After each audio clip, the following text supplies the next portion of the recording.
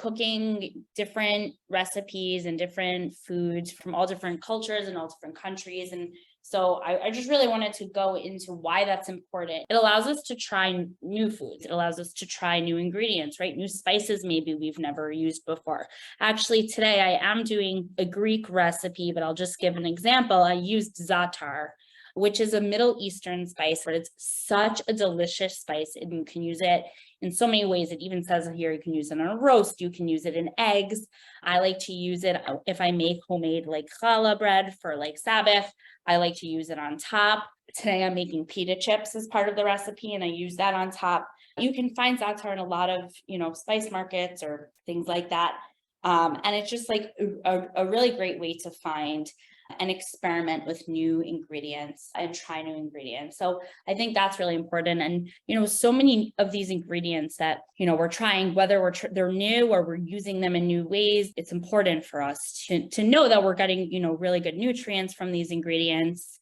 Sometimes nutrients that we actually need and maybe aren't getting because in our, regular day-to-day cooking, we're not getting enough of.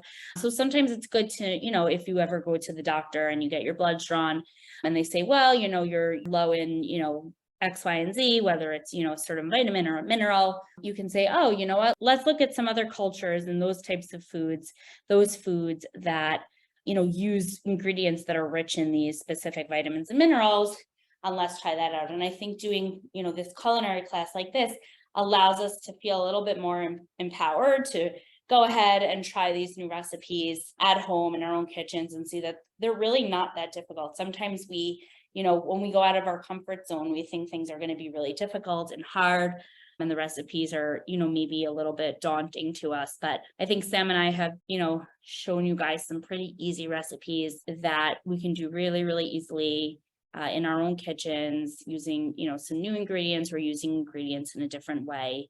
So I think that's something that's really important. And I kind of just wanted to express that